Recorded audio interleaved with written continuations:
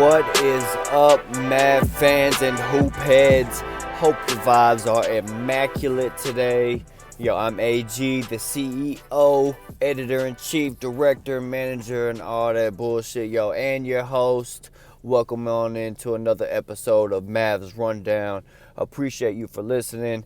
And on today's pod, man, the Dallas Mavericks take a fall to the Utah Jazz, 114 to 109 at Utah Jazz, by the way, note that.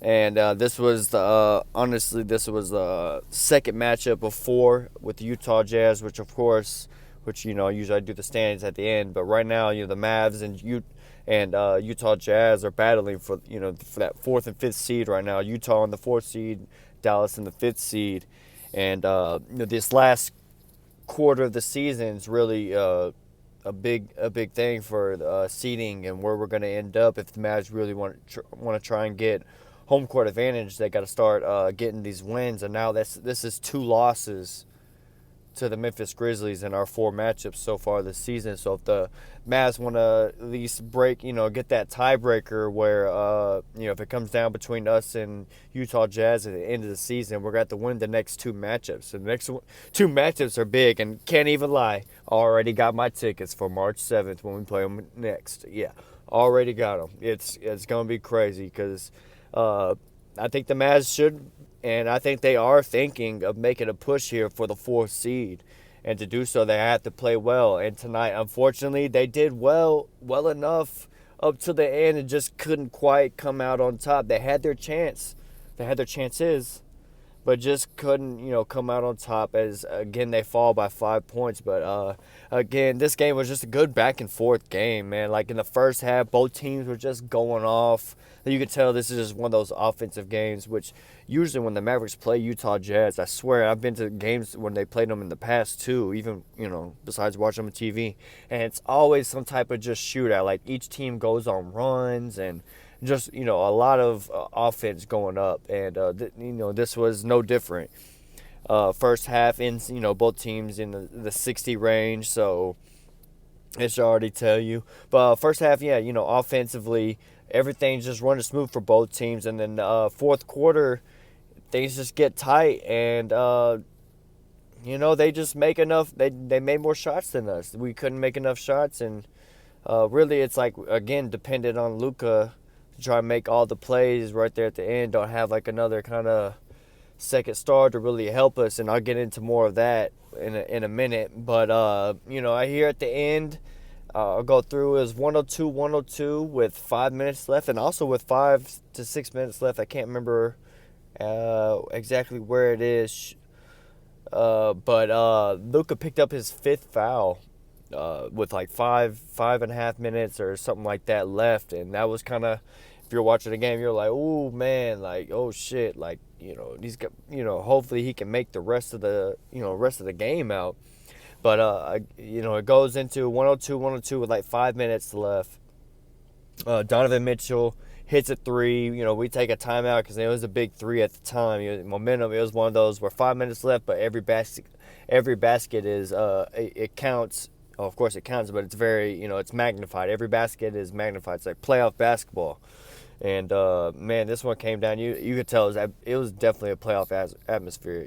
Give credit to Utah Jazz fans. Like, I hope we do play them in the playoffs, to be honest. Like, it would be so crazy. And I know our Mavs fans, for playoff time, right? Season, you kind of get the wishy-washy kind of fans in and out. Like, just kind of people want to be there and just catch a game and stuff. But, playoff basketball, it's serious. Everybody gets into it. And I just feel like these two fan bases, like, in a playoff series against each other would be fucking fantastic. And tonight, they were awesome for them. It was even watching the game on the thing, you could tell they were loud. You could hear them through the speakers. So I was like, oh man, I hope we get them in the playoffs so we can really give them our fans, give them what we're getting.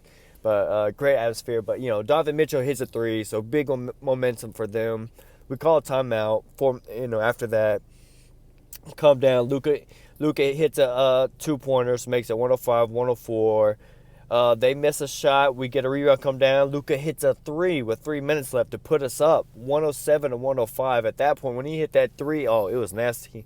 It was nasty. It was one of those. Oh, it could have been a Luka dagger at that point. But of course, playing the Jazz, you never know when this is a good team.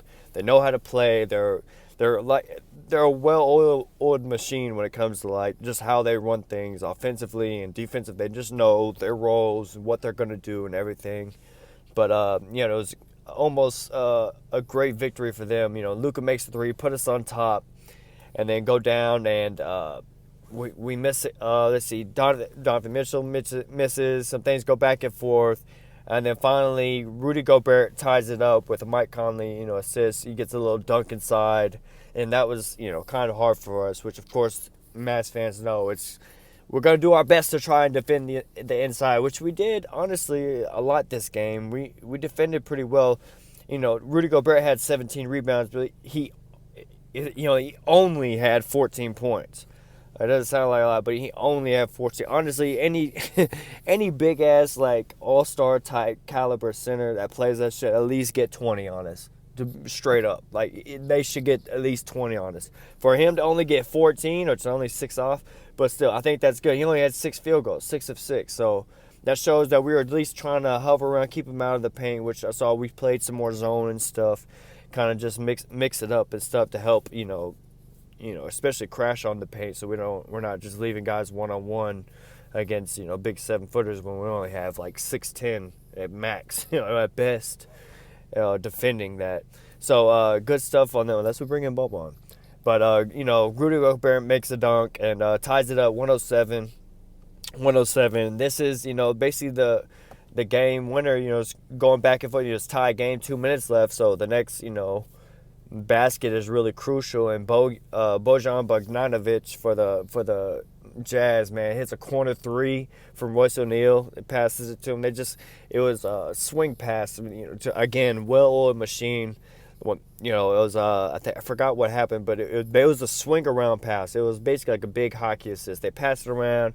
It ends up going to Royce O'Neal. He gets a final assist, but it was like through 4 passes they were making and hit Bojan in the corner. He hits a three, semi-contested. I mean, it's nothing really Mavs can do. They kind of, they got to fix some things, but they're collapsing, they're running, they're chasing. Jalen Brunson had to pick between either or, had to chase down to Royce, and then once he made the pass to Bojan in the corner, he had to run and chase and put a hand up in his face. So it was that frantic defense. The Mavericks are trying to scramble and get to a guy. He got a hand up in his face. And Bojan, that's really not a hand up.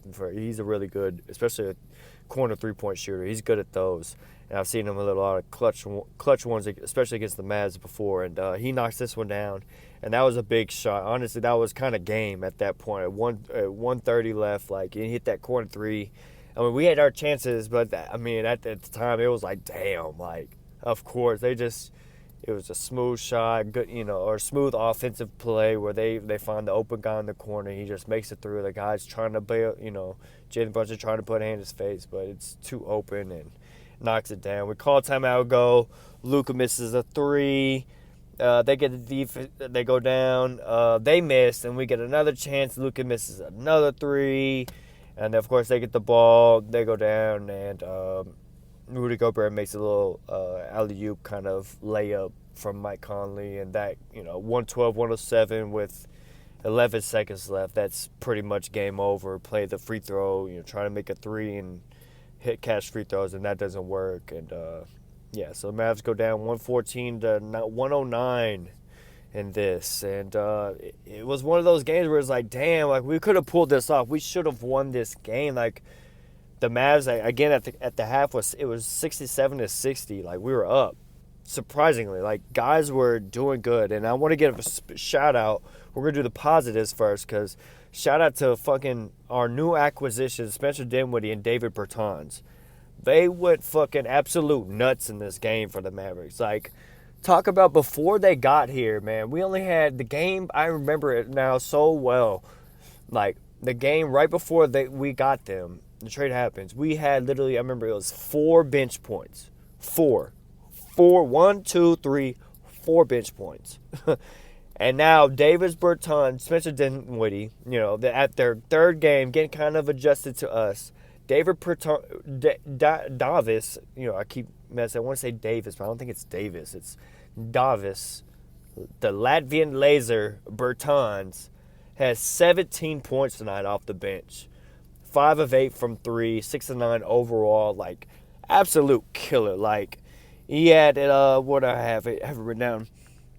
At the end of the first, he ends the quarter with back-to-back threes to help put us up. I think the first 3 tied it. Second 3 put us up. Like, crazy good stuff. So you're like, oh, shit, okay. And the second, it was Bertans and Dinwiddie started going off, both of them. And he hit some more threes, and Dinwiddie starts, really playmaking. Like, he was getting to the rim and he hit a couple threes. And shout out to Spencer Dinwiddie, finishes with 20 points off the bench. So think about it. The Mavs go from getting only 4 points from, it was like Kleba, Josh Green, who else was it off the bench for them? I think we had maybe Trey Burke, Ntilikina maybe, or something like that. And only got 4 points one game. 4 points. Maybe Kleba was in it because Bullock was out and he was a starter. But still, we only got 4 points from the bench. To now, after this trade, Bertans giving us 17, which he gave 12, I think, the first game he played with. In the second game, he won for 7.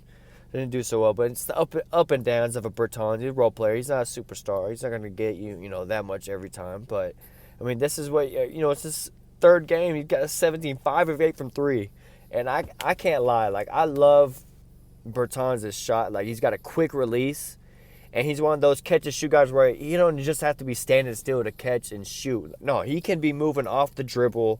Just give him that little bit of room. And he's a 6'10", again, Latvian laser. Just going to fucking still quick release, pull that bad boy. And he's 6'10", so he's going to get it off of mostly anybody. Most defenders, especially with him on the move. And he don't have to be fast. He's just at least 6'10" and agile enough to move off these screens and hit these shots. And man, some of these shots, were contested too. One of them, I think, with Rudy Gobert kind of in his grill, and he still nailed it. Like, Bertans, you could tell, new scenery, it's doing him well.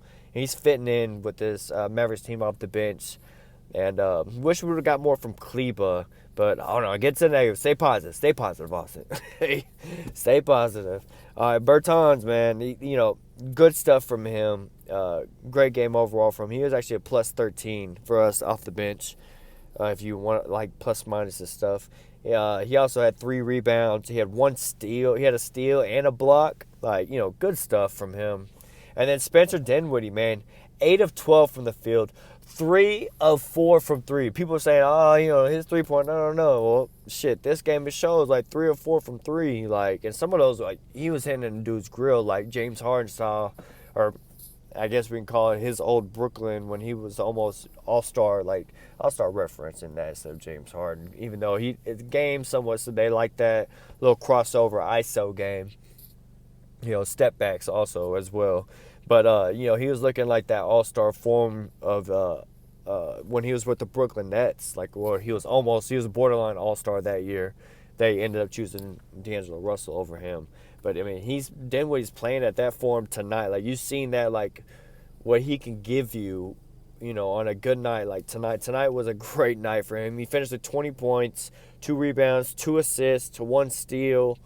Only one turnover, which is good from a guard. He played 26 minutes, come off the bench and really have the ball in his hands, a good amount, and only have 1 turnover. That's great because he's a good veteran guard. He knows, and usually he averages like 5-6 assists, but he only had 2. But again, like a turnover ratio, he's fitting in well with us. He's a guy that can create plays and stuff and makes the right play. Like, he's not just going to throw the ball anywhere and have stupid turnovers. So I do like that about this game. And honestly, again, as I mentioned, like in the second quarters when he started really picking his game up, and which is good to see because it was like when Luka went off the court, it was like how we always want that second another playmaker to come in, and Dinwiddie really filled that role tonight. He had a great game, and then again in the second half, some big plays and big another all his threes felt were big.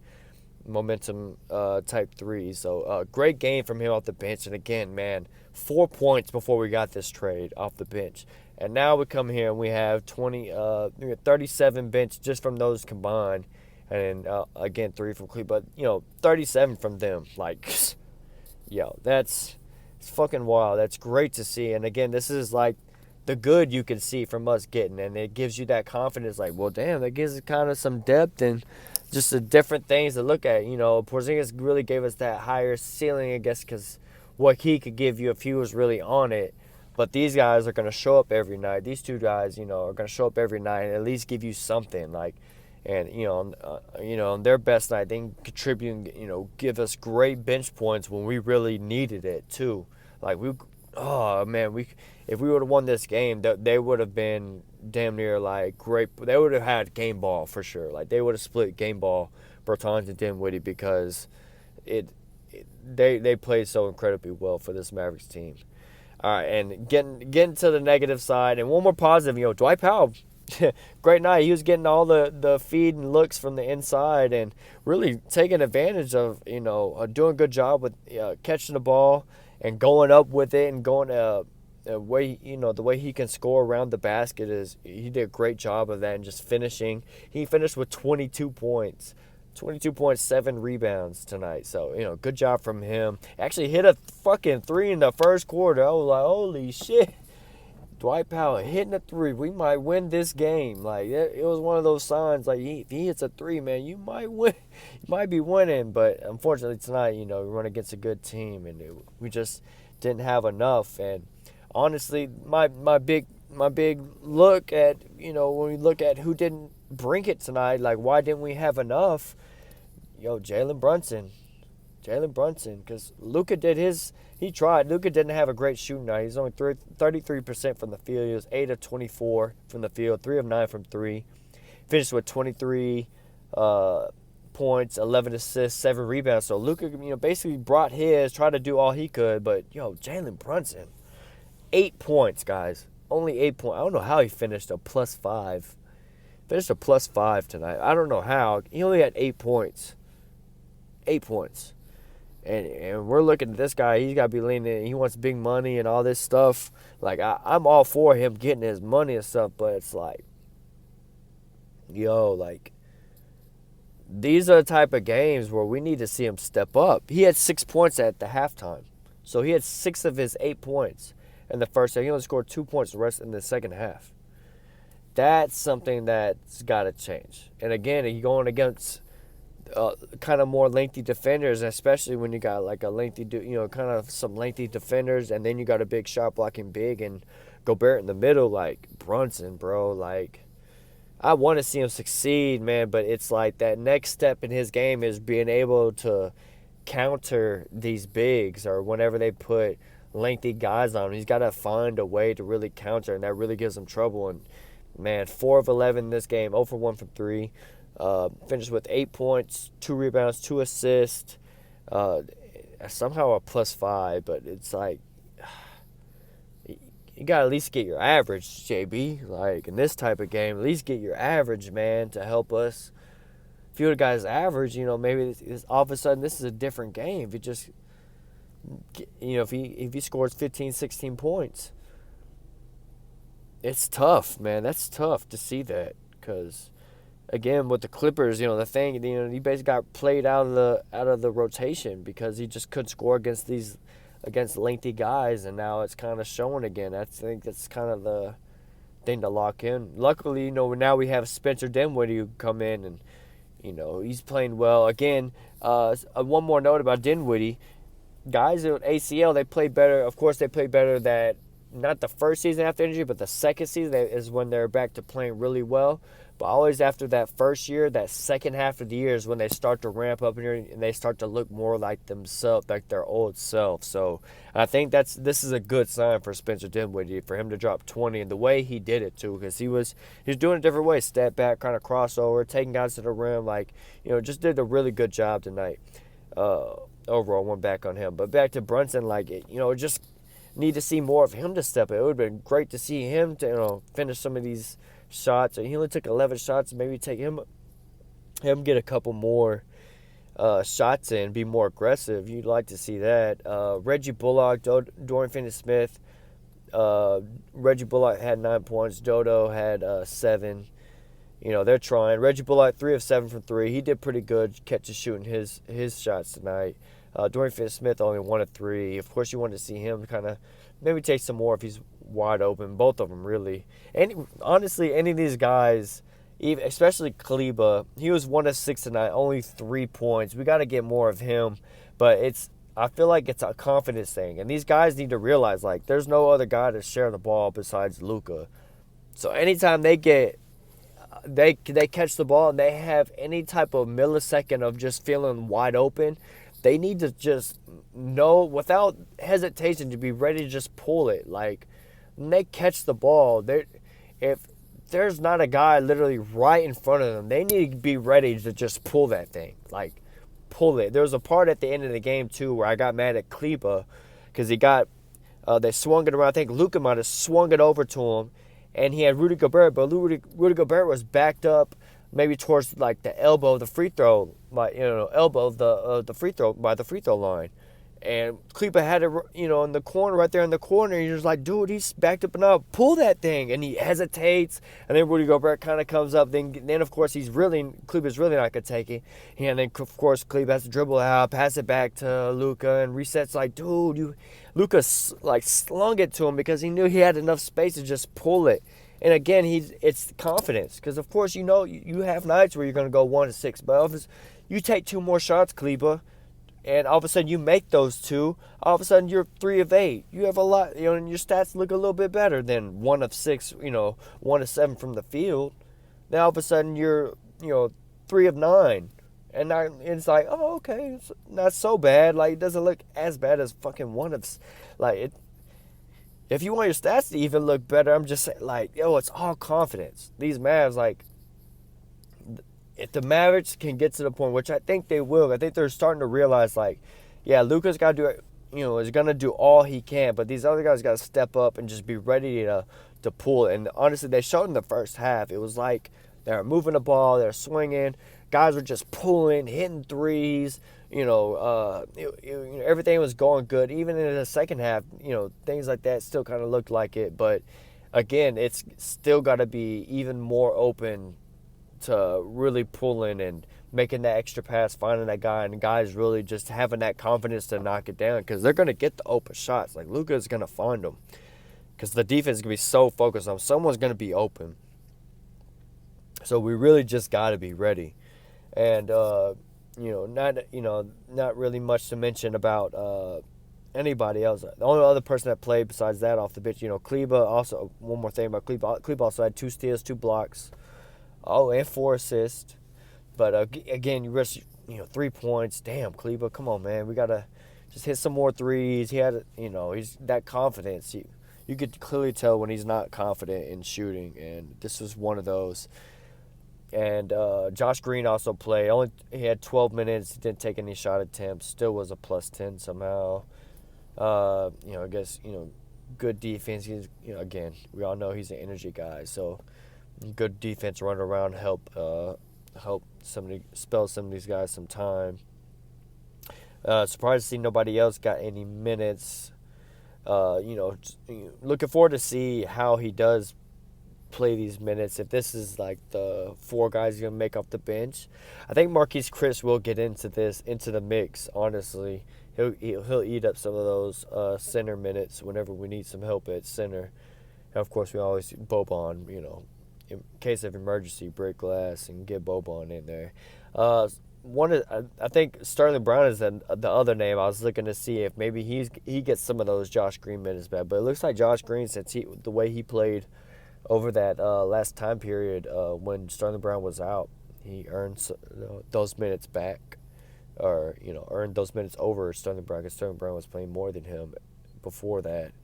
And we'll see how rotations go. But so far, great stuff from the bench coming in. We just want to see Jalen Brunson pick it up, man. Like, damn, like, just looking at his box score just makes me like, it just plays into the hole, which I hate it for him, because it plays into the hole. he has a hard time against lengthy guys, which is just true. You just got to see him step it up. But, I'm not going to take too much. First game back, guys are going to get in the rhythm, and hopefully they'll catch it fast. The last, 25 games of the season, last quarter of the season, it's time to start ramping it up. We have 2 more matchups against the Jazz. If we could pull it off, we could beat them, and that would really help us going forward, especially depending on how we do the rest of the season against other teams, final record-wise, because right now the Utah Jazz sit in the 4th seed at 37-22, and Mavericks are in the 5th seed at 35-25. So now we're like, 2.5, almost 3 games back from them. So if we go on a run here, and then we play them again March 7th, and I think the other one is March 27th, I think. And once we play them again, 27th, if we can get wins on both of those, that just cancels out. Then I think it goes into the division. And Mavericks are 11-2 in their division. Jazz are 11-1, but Mavericks usually do pretty well in division. So again, if we can handle our business, and man, this is a tight race. Hopefully the Mavs can come around, and this is a good game because the Jazz are on paper would be the better team, and for the Mavs to almost really get this win, it was one of those we were right there and almost finish the deal. But hopefully they'll play better. I know Luka will play better. He'll shoot better. And Jalen Brunson, I don't think he'll get 8 points like that again against them next time. Hopefully, we'll see him do better moving forward. And again, the Mavs play them again on March 7th, and then again on March 27th. The crucial 4th and 5th seed, which hopefully we can hold off Denver at the 6th seed, because right now they're 34-25. They're right on the Mavericks' heels. So it's all, that 4th through 6th seed can go all over the place these next 25 games. So hope the Mavs make a good push here. And we play again Sunday. So we'll, take Saturday off and play Sunday at Golden State at 6:30. It'll be an ESPN game, primetime game. Hear a lot of people on the little national TV saying, this is their game they're looking to watch, which, of course, it's Luka and Steph Curry. Like, duh. Like, yeah, man. So that'll be a good one to watch. Again, Mavericks have I forgot the rank of their schedule, but, they have a pretty tough schedule, end of the year schedule. I think it's a top 10, toughest ranked schedule left, and out of all the teams for the rest of the year. So, they really got to bring it, and hopefully these guys get them gelled in. I feel like there's a more comfortability with everybody now because you're not worried about, Porzingis going in and out. So these guys are kind of playing a little bit more free and going out there and just hooping, man. Just, Luka's the guy. Everybody else is kind of like, kind of fitting in their role. We're just incorporating these 2 new additions and trying to get them in. Honestly, they're doing well. They know that they're going to be great bench pieces. They know they're coming off the bench, and they want to play well in their role, do well for us, and they're doing it. So, hopefully Mavericks can just put things together, and I think that we could really take a leap here going forward. So, yeah, man, I think that's about it. Again, play Sunday against Golden State. Fucking excited for that. Hope y'all check this out, man, or check that one out. And of course, check the pod out too, But yeah, man, so I'm AG. Thanks for listening. And again, you can find us at Mavs Rundown on Twitter. And Mavs Rundown is also on YouTube along with Spotify. Trying to get that shit on iTunes Podcast. Hopefully soon, somewhat. It's all tricky. But we'll get into that. And remember, cool heads prevail. And I'll see y'all next time on the Mavs Rundown.